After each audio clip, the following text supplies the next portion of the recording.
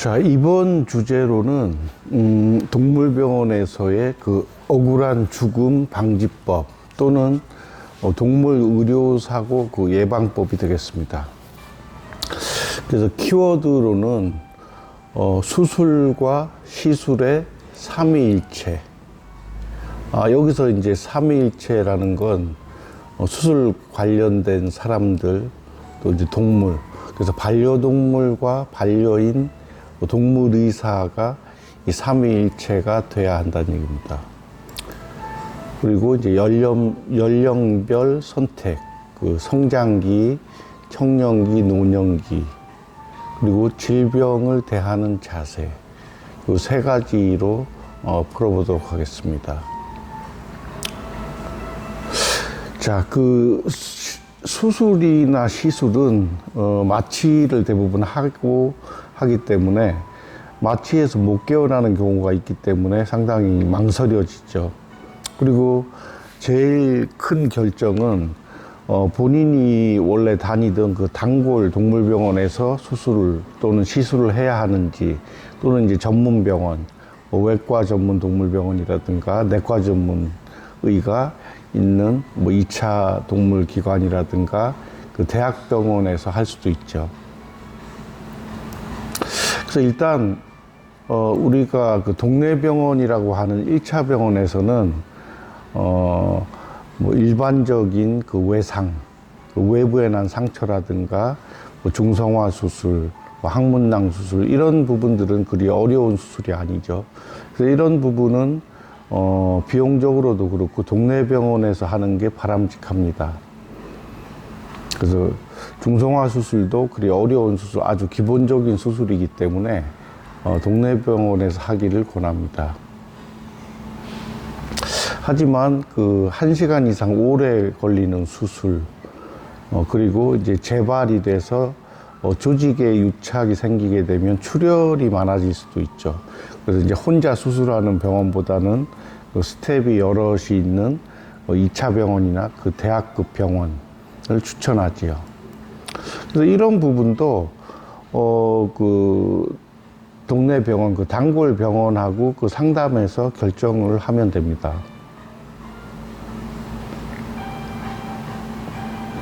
그리고 수술을 어디서 해줘야 할 것인가, 그 결정이 끝나게 되면 다시 한번 짚어봐야 되겠죠.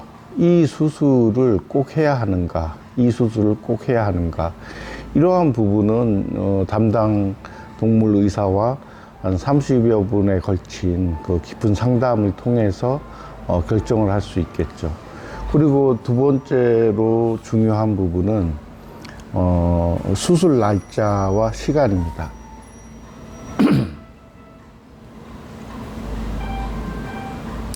그래서 이 세 당사자, 반려동물, 반려인, 그 주치동물의 이 세 당사자가 컨디션이 다 좋을 때, 그때 선택을 하는, 그 시간대로 선택하는 게 가장 좋겠죠.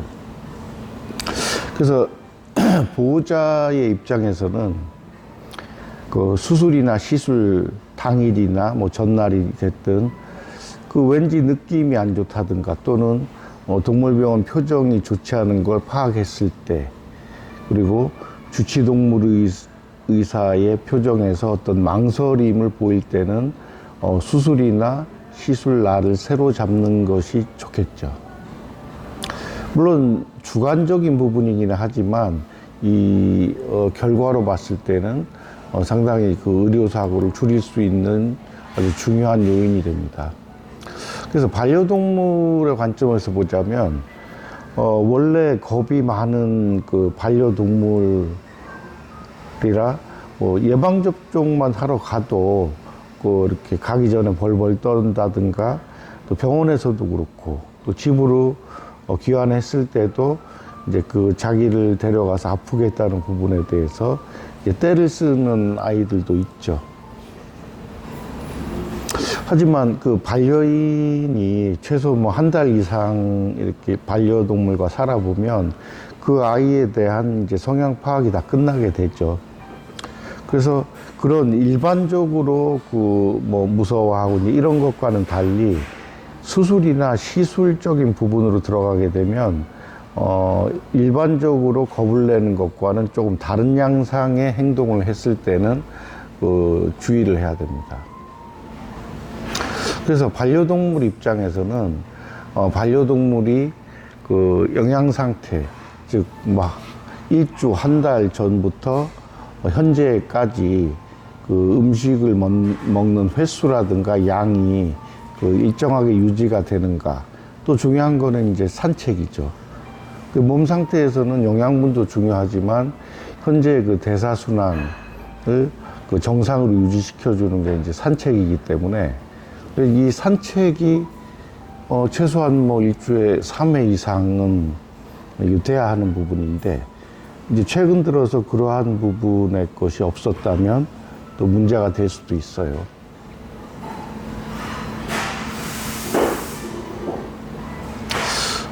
한 예로 암컷에서 빈번하게 발생하는 자궁 축농증의 경우에는 장시간 수술과 또 체력 소모가 좀 심할 수 있기 때문에 신중하게 수술 시기를 잡는 것이 좋습니다. 물론 매우 위급한 지경의 아이들은 영양 부족이나 산책 횟수와 상관없이 바로 수술해야 하는 경우도 있습니다. 이제 반려인의 입장에서 보자면 반려동물과의 동거 기간에 따라서 반려인은 정보를 얻게 되죠.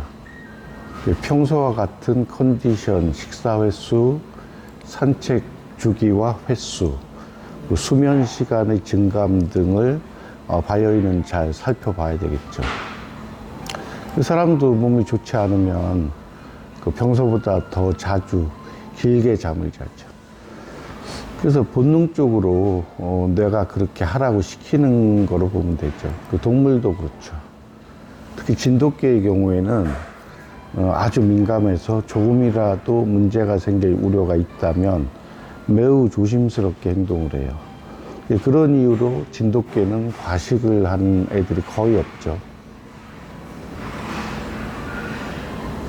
물론 이제 짧은 줄에 묶여 있다든가 다른 낙이 없이 또 자연과 격리된 경우는 아이들이 예민해질 수가 있고, 그러한 부분에서 비만이 올 수는 있습니다. 수술을 앞두고 나쁜 꿈을 꾸었다든가 하는 것도 수술 시기를 늦추는 주관적인 판단 기준이 될 수 있습니다. 심리학에서도 의식보다 훨씬 많은 정보가 있는 무의식에서 제동을 거는 거라고 보면 됩니다. 이런 부분에서 뭐 과학적이냐 비과학적이냐를 논하는 건 무의미하죠. 그래서 한 생명이 불행하게 죽는 것보다는 조심하는 차원에서 반려인은 결정을 하면 되겠죠. 자, 그리고 수술과 시술을 하는 동물의사의 컨디션입니다. 그래서 수술이나 시술 예약을 잡을 때는 가급적 주치동물의가 권하는 날과 시간이 좋을 수 있어요. 컨디션이 나쁠 때 수술하고 싶은 동물의사는 없을 거예요. 그리고 동물의사의 컨디션에 따라 수술 예약을 했다 손 치더라도 보호자가 당일 수술 담당 동물의사와의 수술 전 상담도 중요하죠.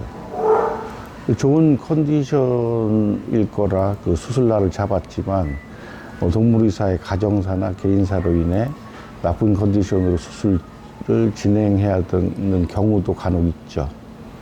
이럴 때에는 현명한 반려인이라면 동물의사를 탓하기보다 반려인의 사정 혹은 반려동물의 컨디션을 근거로 수술날을 다시 잡는 것도 현명한 방법이 될 거예요. 그래서 위에 3일체식으로 반려동물, 반려인, 주치동물이가 각각의 입장에서 최고의 컨디션에서 수술과 시술을 택한다면 동물 의료사고를 최소화할 수 있죠. 그래서 정직하고 의무감이 있는 동물의사라면 이러한 이유로 뭐 수술이나 시술의 예정일을 변경하는 걸 싫어하지만은 않을 것입니다.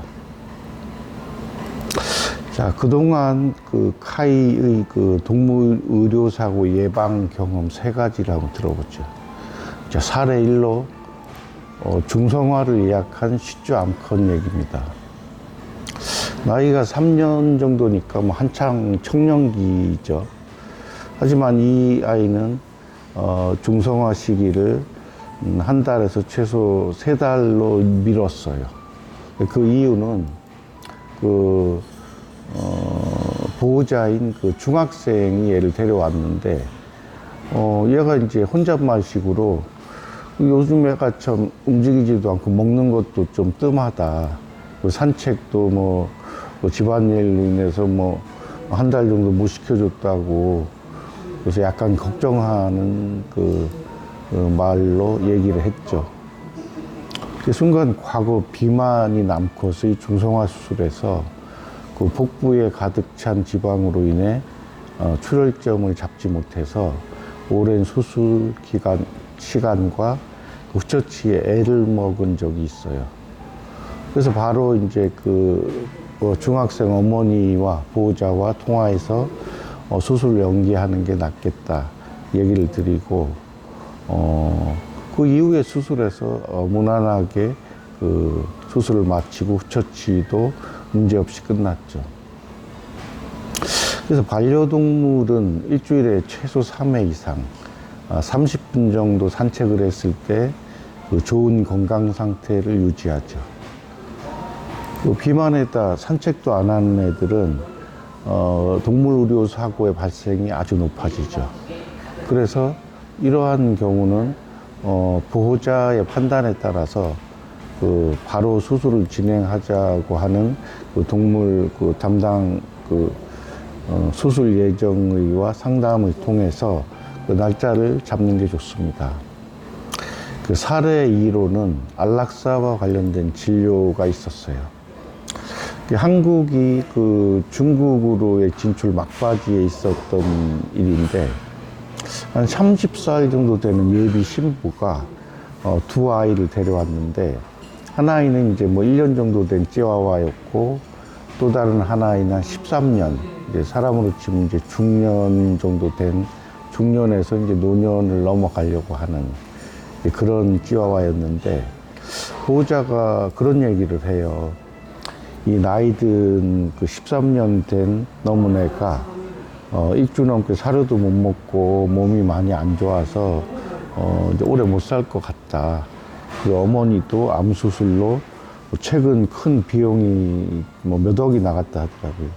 그 얘도 이렇게 아파하니까 불쌍하지만 자신 여건상 안락사를 시켜달라는 거였어요. 게다가 뭐 다음 달이면 또 결혼을 한다고 해요. 그리고 또 중국으로 이사를 가야 하는데 뭐 둘을 건사하기는 힘들고 하나는 그래도 가능한데 둘은 어렵다는 얘기예요. 근데 보호자에 안겨 있는 13년 찌와와와 보호자를 얼굴을 이제 번갈아 가면서 이제 보호자 얘기를 들었는데, 그 13년 된 찌와와 표정에서 좀 특이한 걸 발견했죠. 보호자가 일주 이상 사료를 안 먹었다고 말하는데, 찌와와는 이제 입맛을 다시고, 그리고 그 눈빛이 주인이 거짓말을 하고 있다라는 걸 이제 알려주는 거죠. 그래서 주인 거짓말에 실망한 그 눈빛은 참 보기 안쓰러울 정도죠. 그래서 그 반려인의 입장도 딱하긴 하지만, 조금만 치료하면 그 수년은 더 살 수 있는, 뭐 20년 가까이도 살 수 있는 반려동물의 눈빛에서 결국에 고민을 할 수밖에 없었죠. 결국 안락사는 불가하다라는 말로 이제 상담을 마쳤는데, 이런 경우가 인위적으로 뭐 생을 마감시켜야 하는 그런 동물의사의 그 난감한 입장이 있죠. 자, 그래서 안락사에 대한 부분도 동양과 서양이 좀 달라요. 그래서 특히 뭐 서양의 대표국 미국의 경우에는 안락사를 원하면 언제든지 이제 안락사를 시켜준다고 해요. 하지만 이제 동양의 우리나라의 입장에서는 가급적이면 인위적으로 그 생명을 보내지 않죠. 물론 이제 아주 극한의 통증, 그 마약류의 그 약을 써도 얘가 아파한다. 그럴 때는 이제 안락사를 고려하기도 해요. 그래서 이제 이러한 사례가 있었어요. 그 사례 3으로 15년이 넘은 당시 반려견 수명으로는 사람으로 치면 한 100세에 해당하는데 이 아이를 수술했던 사례죠. 그래서 그 할아버지가 보호자였는데 기초수급자였어요. 강아지는 이제 발발이었고 수컷. 크기는 뭐 한 그 중간 크기, 아주 적은 크기는 아니죠. 중간 정도 되는데 몸무게는 뭐 4.5kg 정도. 그래서 이제 얘가 병원에 온 이유가 이제 항문낭이 터졌어요. 게다가 이제 그 항문낭이 터지도록 하는데 그 중성화하지 않은 것도 연관이 있을 수 있기 때문에 그래서 항문낭 수술과 중성화 수술을 같이 하기로 했어요.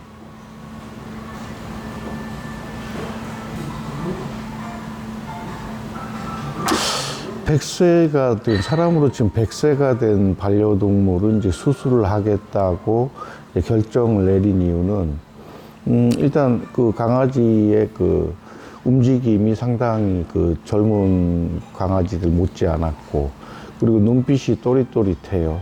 마치 이제 그 할아버지가 연세는 뭐 70대 후반이었는데, 눈빛은 뭐 한 40, 50대 눈빛이었으니까요. 그래서 물어봤죠. 내가 산책을 하루에 얼마나 하는지, 일주일에 얼마나 하는지. 근데 할아버지 얘기가 자신이 하루에 뭐 5시간씩 그 동네에 걸어 다니는데 항상 같이 다닌다는 거예요. 그래서 그 정도면은 기본적인 체력은 믿어도 되겠다. 그리고 물론 기본적인 혈액 검사를 했죠.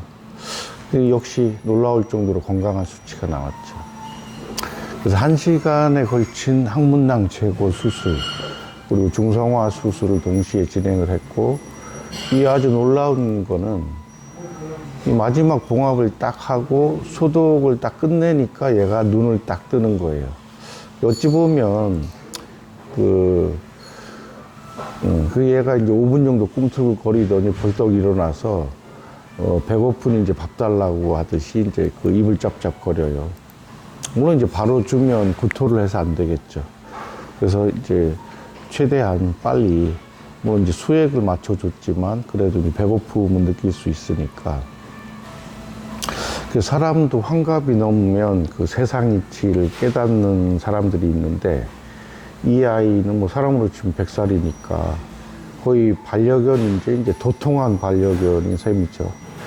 어찌 보면 좀 미리 깼는데 또 그 동물의사가 놀라지 않게 배려한 측면도 있다고 봐요. 그래서 원래 얘는 한 3일 정도 입원 예정이었는데 놀라운 회복력으로 하루만 입원하고 집으로 퇴원을 시켰어요.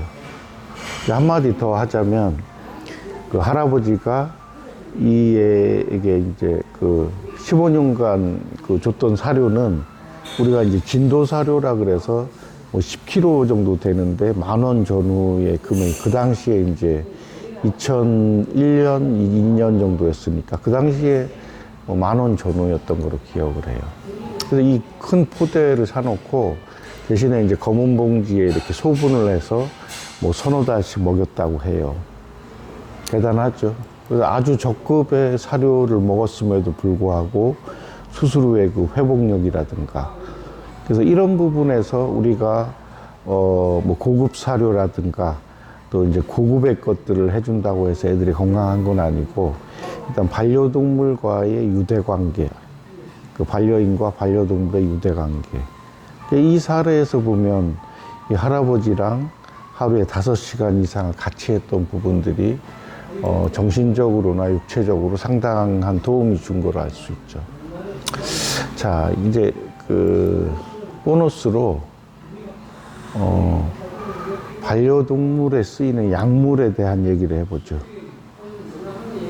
그 독을 잘 활용하면 약이 되는 것처럼 반대로 약도 잘 못 쓰면 독이 되기도 하죠. 그래서 카이가 인턴 생활을 마치고 처음 개원한 그 연세대 앞에서 동물병원을 한 적이 있어요. 그게 딱 오픈했는데, 그로부터 한 2, 3개월 후에, 이제 외국인 여성분이 찾아왔어요. 한 30 좀 안 돼 보이는 그 미국에서 왔다 그러는데, 그 연대 그 교환 학생으로 왔다 하더라고요. 근데 이제 발바리 어린애를 하나 데려왔어요. 그 예방접종을 하러 왔다고 해요. 뭐, 영어가 아주 유창하지는 않지만, 그래도 대충 알아듣는 그 카이는 기본적인 접종에 대한 설명을 해줬죠. 그리고 이제 주사 2대, 그 종합 백신하고 이제 그 코로나 장염, 그리고 이제 심장사상충 발라주는 거를 하려고 이제 주사통에 담아서 주사를 놓으려고 하니까 이 친구가 물어보는 거예요. What is this? 하면서 이제 내 눈을 이렇게 많이 쳐다보는 거예요. 이제 거짓말을 하는지 안 하는지. 그래서 이거는 그 DHPPL이고 또 하나는 코로나 바이러스 백신이다. 그래서 이제 이 뭐 거짓말이 없으니까 그래서 내 동공이 흔들리지 않는 걸 확인을 하고 이제 그녀는 안심하는 표정으로 말했죠. 오케이 하면서 이제 미소를 살짝 짓고 그랬죠. 이런 이유는 미국에 그런 일이 있었죠. 그 살리도마이드라는 약물이 있었는데 이 약물을 복용한 그 임산부가 그 팔다리가 없는 아이를 낳았던 적이 있어요. 그래서 미국에서는 이제 난리가 났죠. 그래서 이 얘기를 언젠가 들었어요. 그 에피소드로 들었는데, 그래서 이제 미국인들은 그 이후로 자신이 맞는 주사, 약물 이런 것들에 대한 이제 성분, 정보를 확인을 하고 이제 주사를 맞는다든가 이제 복용을 하게 됐죠. 이제 한국에서는 아무래도 이제 뭐 의사 선생님이나 수의사 선생님들의 이제 그 조금 신뢰가 될까봐 못 물어보는 경우도 있는데, 요즘에 이제 젊은 20, 30대 친구들은 다 물어봐요. 그래도 그게 또 나쁜 게 아니고 그렇게 해야 하는 거예요.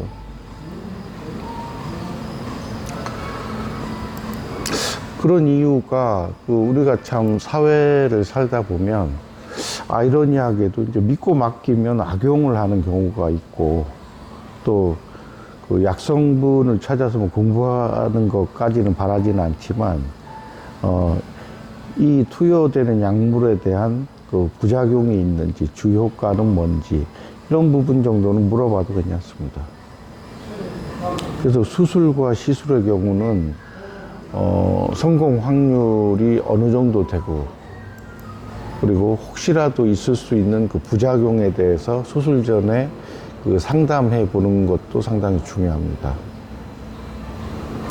자, 그러면 이 주제와 관련해서 자신의 반려동물이 행복하게 만들어주는 부분과 또 관련 신사업을 알아보죠. 자, 요즘에는 그 공유의 시대죠. 경험을 공유하는 게 요즘의 대세예요. 누구나 다 아는 거, 뭐 유튜브에 뭐 그 여덟아홉이 하는 거, 뭐 책을 파는 비법, 뭐 장사하는 거. 한국 젊은이들이 다 장사꾼이 되려고 그러는가, 이제 그런 쪽에만 매달려 있는데, 오히려 자신만이 경험했던 그 반려동물을 키우면서의 느낀 부분과 또 이제 그 아주 위험한 상황에서 어떤 과정을 통해서 뭐 수술이라든가 시술이라든가 또 자신만의 그 노하우로 집에서 이제 낫게 했던 경험이라든가 이런 것들에 대한 주제를 정해서 뭐 전자책을 쓰는 것도 괜찮아요.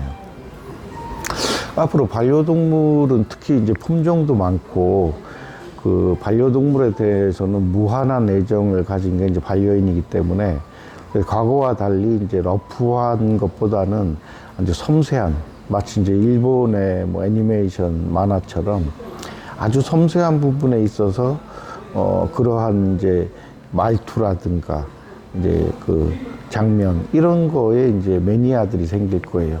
그래서 그런 쪽으로 접근을 하는 것도 이제 동물의 행복을 행복하게 해주는 그런 자신의 경험을 책으로 이어가는 것도 괜찮다고 생각을 해요. 그리고 신사업과 관련해서는 이제 김베리 반려동물 연구원인 카이와 이제 같이 진행을 해도 돼요.